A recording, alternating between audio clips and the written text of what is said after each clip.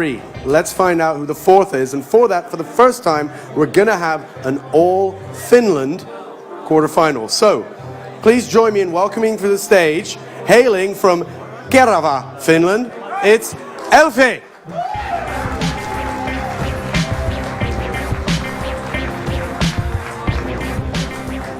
Elfie, you watched that, you've seen the matches, you're in the top 8, steps away, 3 victories away from being in the top 4. How are you feeling? I'm nervous for sure. Nerves are good, nerves are good. Do you have any particular strategy or anything that you prepared? I guess we'll see what happens. See what happens, play it loose, play it fast, I like that. I'll let you get ready, stay right here because we're going to do a little handshake in a second. Guys, hailing from Tampere, Finland, please join me in welcoming to the stage, Juhan.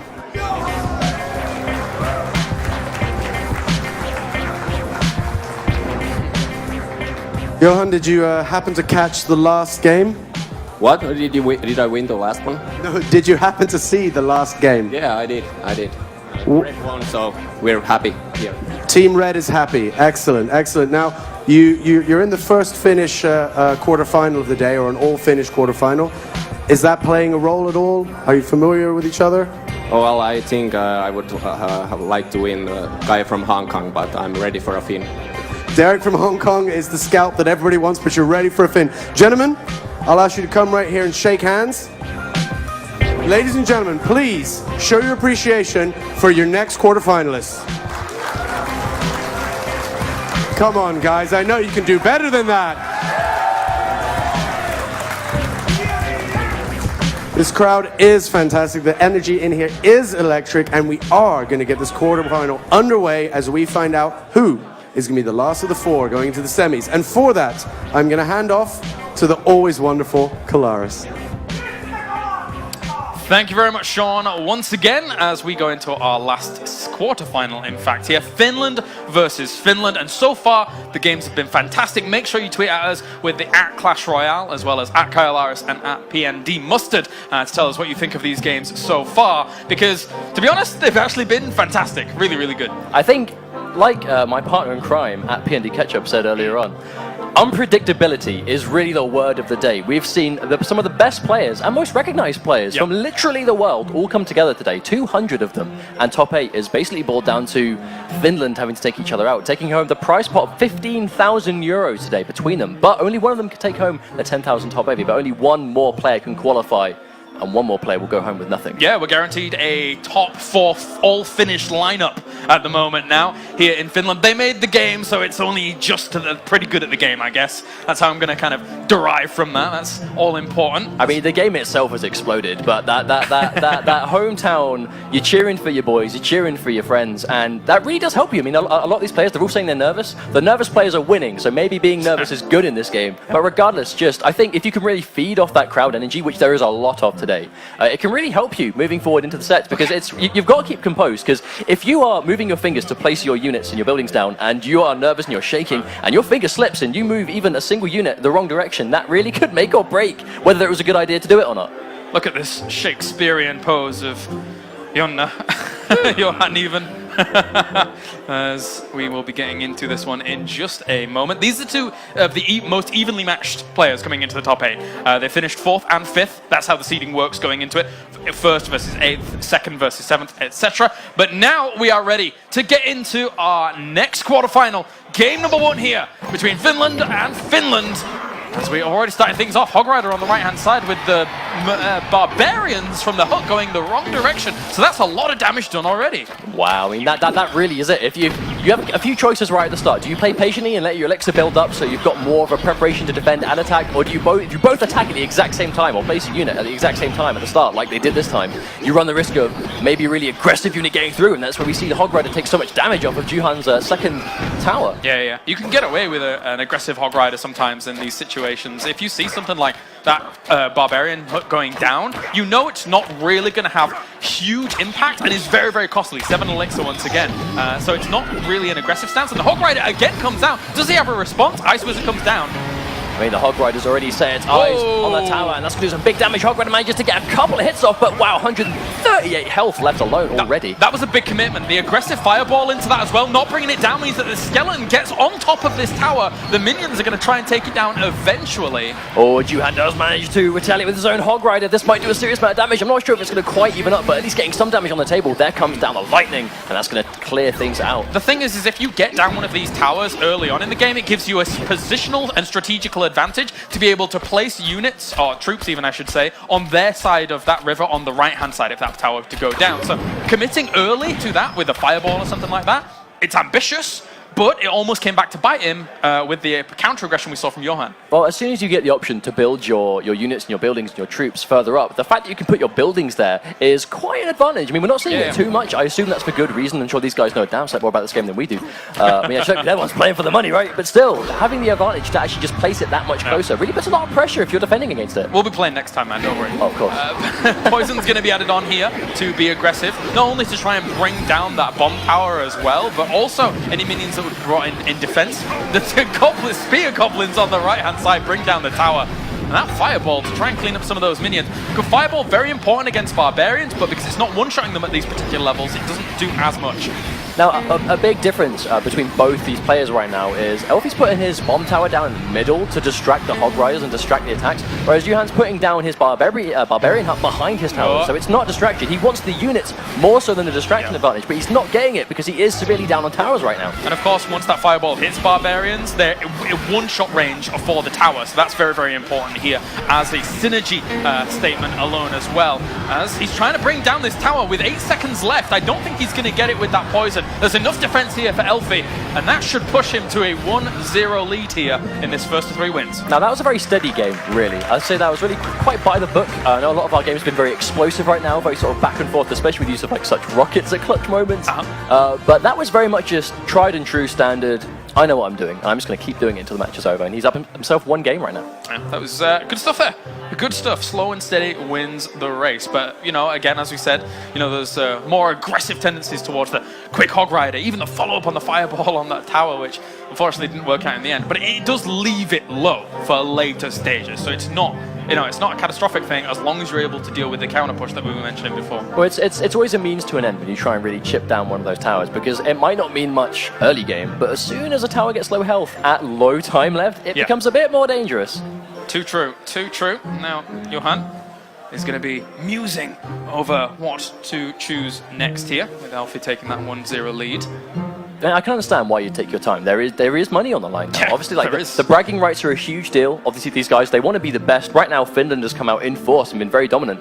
But as soon as you've gone past the camaraderie of being from the same country and being, you know, brothers in arms, as it were, you're then playing for money. And that's like, okay, only one of us can take home this large chunk of it. And then you really have to, I would take my time. You know what I mean? If you have the option to wait it out and really think about, okay, I lost this game, what do I have to do next? What is it my cards? Was it how I played? You really haven't got long to think about all that. Heard some goblins already. We're getting into game number 2, as we did have a few spear goblins on the right-hand side, countered by the musketeer. We haven't seen much musketeer so far, apart from our 3 musketeers from, of course, Arinx in the first game. I mean, it could be a mixture of different things. 3 musketeers, while a very powerful card, very elixir heavy, so maybe that's why we're not seeing it too much, but it did a lot of damage in the first set. Musketeer alone, quite powerful in terms of range. Can do a lot of damage to towers if you let it go for a little bit too long. You can also see like a combo of like Musketeer Valkyrie is something that's very, very popular. Chief Pet, in fact, was one of the guys that kind of posted builds recently that were very, very powerful. One of the players here today, of course. Well, I mean, definitely worth giving a really huge shout out to the YouTubers that came out in force today. I mean, they did a really good job building the community. Their YouTubes are just an amazing source of information. So if you guys watching, there might be new players, do check out Chief Pat, Mole, Nick at Night. We saw Clash with Ash. Yeah, I mean, we watched them to learn the tournament, but an amazing source of information to learn this game. Yeah. Well, this is already doing all right so far, but it doesn't get too much done in the end. That bomb tower is able to clean things up with Hog Rider as going to be the counter, and that's going to be followed by some little goblins. Hog Rider does get through cleanly. Wonderful lightning bolt. Going to do some serious damage to the left. Going to even things out a bit, but the barbarians are shuffling their way down this left lane. Bomb tower going to do a good job of doing some damage to them as it does hit in an AoE. But the Hog Rider going to jump over to go for some clean damage on the bomb tower as well. Going to run through to his next target. The question is if he gets there alive or not. Yeah, and looks like that cleanup is okay by the gobbos. Good job, fellas. One card remaining on Elf's Oh, side. they're hungry. They're still going. They haven't had enough. They are going to go down to the tower, but going to chip away some nice damage on the tower before they do meet their demise. But Juhan has 2 more things up his sleeve. Now, what are those going to be? He's biding his time, saving up full elixir. Now, I assume, if we haven't seen, like I say, if we haven't seen this last Okay. card at this point in the game, I assume he's got it. He's just saving it. He's waiting for the prime moment. Could be a rocket, like we saw beforehand. Well, cheeky rocket to finish things off, perhaps. Going into the going into double elixir time now. That means that it's much easier for him to throw that barbarian hook down. But likewise, the follow up once again here from elfe committing to that fireball, and we're seeing that the giant skeleton coming in here to try and push on with the bomb. Oh, there we go. There's the lightning. But again, the fireball used. We've got an ice mage. We've got musketeer. Hog rider. Giant skeleton goes down. But we've got barbarians following. And again, the hog rider's going to take out this middle tower. Where does it go? Going to get at least a couple of hits off before it dies. Poison's Serious even come damage. in. That's a lot of damage coming out from that poison as well. Yeah, it cleans up the minion horde in the end. These 2 barbarians won't get too much done, but every little counts at this point. If he brings down that 1 tower, whilst all of this is going on, look, you can see him just focusing down his left-hand side with another fireball going in. He's really desperate to take that tower. But we see this, the last card Juhan was saving was this giant skeleton, so it is used now. So all the cards are literally on the table right now. We see barbarians going through, goblins following up, musketeer doing some damage too. This is a big out. push. This is quite a big push here. He did use that to kind of clean up a little bit of it. The defensive capabilities coming out from the spear goblins. Hog rider. Okay, I think it might get through. Oh, second bomb clutch. tower. Good stuff. Really good soaking potential. But the poisons, if this keeps up like this, poison, it's not even a huge commitment with this double elixir time, meaning that he could slowly bring that down, but another fireball over towards it. If he gets through, but that's the push. That's the push. Oh, almost gets through. Juhan just needs to get a few minions through. 1 or 2 hits left is going to do it. Hog rider's coming in. Minions left. Goblins even to left. What to be? He's got Ice nothing. mage. The Hog Rider finishes it out. Juhan takes it. And that is 1-1. Now this is a good set. This is shaping up to be really good right now because they're really close, very steady, but even that match, because when it's overtime, as soon as you get access to the double elixir, and you can be a little bit more sparing with your, especially your spell cards when using them to chip away at tower life, it just becomes really fast paced, and there we go, 1-1. You can see, I mean, Hog Rider has always been such a popular card throughout the game's lifespan so far, and understandably so. You can see how it's utilized in such great ways. We're not even seeing any freezes coming into these later decks in the quarterfinal, but it does synergize very, very well with a lot of stuff. Obviously, the tunnel vision mentality of the Hog Rider, just coupled up with anything, it can bust through. It can bust through very quickly and unexpectedly. Well, I think the Hog Rider is just a good choice for the way these guys clearly like playing this game, because they were very much, like I said before, tunnel visioning down a single lane. But when a tower has like 500 health, 400 health, 300 health constantly, because the Hog Rider is doing so much damage with each hit, you have to be ready to defend that, and in order to defend against a Hog Rider on the spot, you have to have cards left in your hand. So you have to be really careful with what you keep, as opposed to what you put down to defend against it. All right, well, we are going into game number 3 here. Once again, as elfe and Juhan currently 1 apiece at the moment. Seeing those spear goblins come in against barbarians. Barbarians currently Juhan's favorite card. I mean, he's putting them to good use, and we see a giant skeleton. Hog Rider managed to slip through the left, though. He's going to get a lot of damage. Both players using a lot of elixir. That's going to be a lot of damage. This is a big trade. This is a very big trade. The minion horde isn't going to clean that up too quickly, but at the same time, he committed on that left-hand side very aggressively as well with that Hog Rider and follow-up support. So, yeah, look, 133 health. I thought he was going to get it with that push, but eventually the minion horde did what it needed to do. Now, 133 health doesn't mean anything when your opponent has access to a poison, a fireball. That tower's basically gone. It's only there temporarily, but the question is, he's getting a counter push. The cannon goes through. Cannon doing a great job of just chipping away loads of damage. He should eventually have poison. I don't think he switched out his deck out, but looks like that will go down very quickly. I mean, a minute down and 2 towers already gone. Yep. And one for each player. Incredible game so far. All right, so another push on towards this right-hand side. Just kind of stalling things out for a moment. That cannon, quite useful here for elfe to, likewise, as they stall out for the moment. Question is the cannon going to manage to take them both out before it dies? No, the barbarian's going to shuffle his way down towards the crown tower. Will it kill him before he reaches it? I'm not quite sure. It's hurting him a lot. He might get 1 hit off, but he is basically, he managed to die very quickly there. Hog Rider manages to go through, though. Yeah, and you see how he placed it just 1 hex forwards? So the Hog Rider actually focuses on the barbarian hut and not the tower. That's very, very important here to make sure that you just sustain some damage on your side. I mean, that's the point of the game, that it's hard to describe instantly there. Remember, these players, they're literally placing things down on a touchpad with their fingers. Yeah. And that's quite sensitive when it's down to the amount of places you can actually spawn your units. That was really well played. All right, so the reaction on the right-hand side, so the minion horde cleaning up the barbarians, but at the same time left giant skeleton as well as some follow-up with the goblins. But I'm not even sure if it'll get on top of that tower just yet. The reactions here are able to clean that up, and he even got the musketeer as well with those goblins, which is very important. Barbarian Hunt manages to go down and soak up some of the damage. They are going to do a good job of actually defeating these goblins as well. Ooh, You see an Ice lightning. Mage deployed as well. Lightning being the choice over there, so he's doing more damage on towards that. That's a change up from elfe. He didn't have that before, he only had Zap, so very, very good opportunity for him to use it later down the line, as long as he can stabilize in defense, which is important, because Poison's going to come out and kill off some of these minions. Now Poison and a Hog Rider. Hog Rider only manages to get one hit, but that is quite a chunk of health. But we can see Juhan defending right now with 666 life left on this tower. Oh, good placement of that Barbarian Hook to make sure the Hog Rider doesn't get through. I thought maybe there was going to be a follow-up of Lightning there once again to try and bring down that tower quickly, because there's only 10 seconds left on the clock before overtime. Yeah, exactly. And so, like I said before, the lower your towers are when you're approaching overtime, it gets really dangerous. But we can see the Giant Skeleton deployed on the left, going to try and set up a push here, with Barbarians behind him, going to try and stop him with his own Barbarians, but they are going to go down the minion wave as well, and an Ice Mage as well to deal with all of this. And it's very important, your placement of troops against a giant skeleton, because the bomb will blow up, and unless your units actually move forwards. But that Hog Rider with this push on the left-hand side might be able to kill off this tower if he's not careful. Poison goes down as well. No, I don't think it's going to be enough. That Poison's going to deal with the Goblins. The Barbarians do completely surround the Mage, and he gets absolutely deleted. The Musketeer not going to really be able to survive this against this either, but the Hog Rider manages to go through the right. Oh, has to react with an Ice Wizard. That's not the best response to this. That's probably going to take the tower. Hit. The Barbarians! Oh, they get him just in time. And the Zap focuses the Barbarians, not the tower. He should have just waited. That was such a misplay. Oh, the Lightning gets the Barbarians and not the tower. He could have waited just a moment for that shot, but, well, there you go. Now this is dangerous because Elfie has access to a Hog Lightning, but the Rider. Hog Rider's going to finish us off. That is clean game 2 to Elfie. Even zaps it at the very end. Elfie 2-1. We call that a definitely dead tower in the business. Yep, definitely dead. Hog Rider is just MVP of the tournament so far. Yeah, man.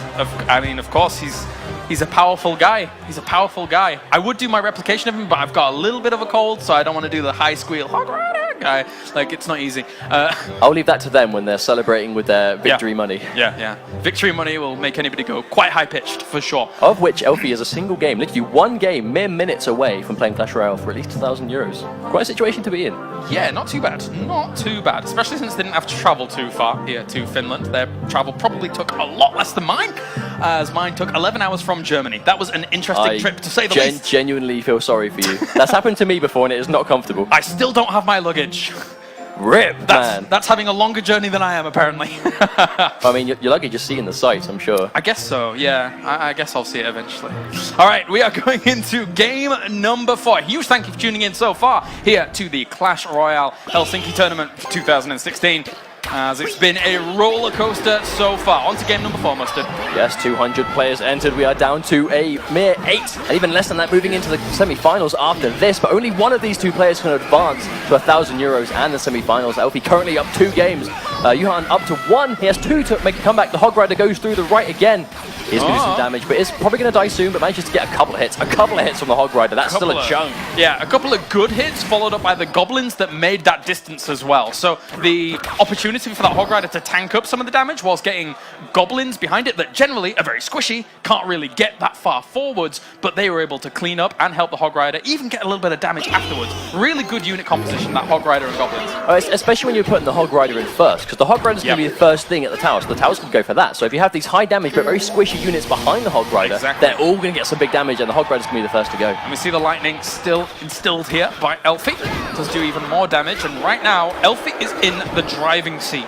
Very much so, but will that Giant Skeleton change anything? So we've got Barbarians, Giant Skeleton, and Musketeer right now, but the cannon's good. Going to do some big damage to the Giant Skeleton and the Barbarians as well. Giant Skeleton soaking up all this cannon damage, but a big push on the go. Now, you saw the Barbarians actually didn't fully focus down the Musketeer. That's ideally what Elfie wanted, because that's the one doing the most damage in that situation. Didn't get onto it, so not exactly the most favorable trade there for Elfie, as Juhan just breaks through a little bit. just really good general elixir management right now. I mean, they're always finding themselves in a position where they can react. It's just when one of them slips through just a few bits of health left that we're seeing this big damage come through.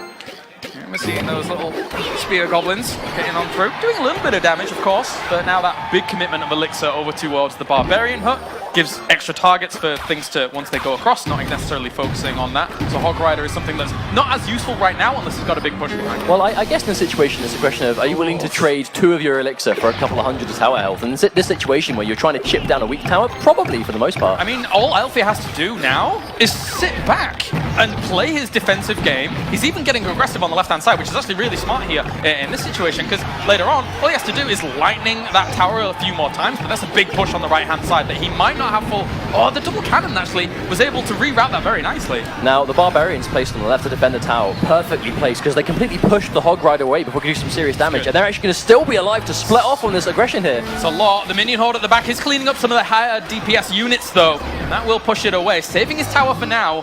Does he have a lightning or anything to follow this up? There's the Hog Rider. Barbarians come in to try and block. Oh, but he gets absolutely liquidated on the way. Barbarians can absolutely destroy him. Musketeer doing good with damage as well. Here's a big push. Hog Rider for but while the tower still goes down. Oh, the cannon in the front. The cannon in the front is so important. It didn't allow the Hog Rider through after the tower goes down. And Elfie will take it. That cannon placement, so clutch. That was literally what saved him the game and won him the set. If that cannon wasn't there, his tower would have been destroyed, and that would be a draw situation going into sudden death. He manages to keep himself in. He will be advancing as your last semi-finalist today. Great reactions, and that makes it for an all-finish semi-final. Who saw this coming, though? Considering the lineup of players that we had here today, I didn't expect that to be the occurrence, but there you go. So all-finish top in this top 4 at the moment. Of course, it was always going to be in this last quarterfinal, considering both of them were finished, but that's beside the point. It's locked in now, that's the thing. It's officially a thing. Yeah, so in a bit, we'll get to Sean with our winner, Elfie, there. But from the quarterfinals so far, what a variety of decks we've been able to see here so far, Mustard.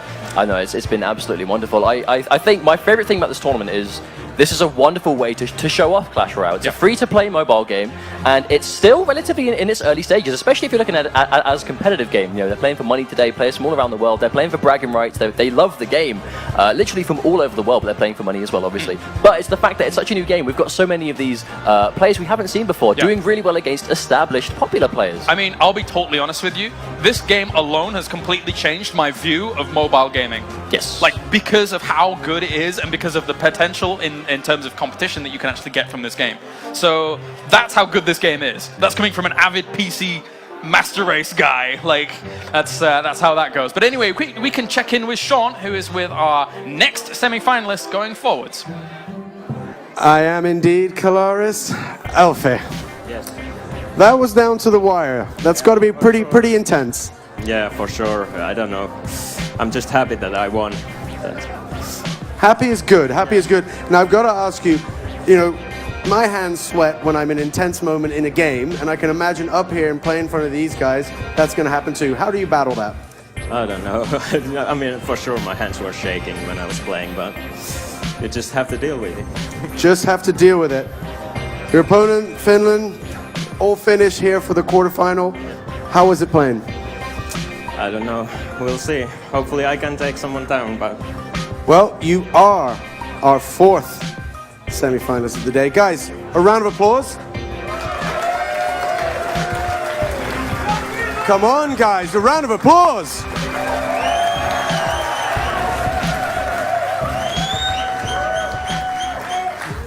Elfie, I'm going to let you go back and start setting up. I'm sure that you want to do something. Of course, let me jump over here.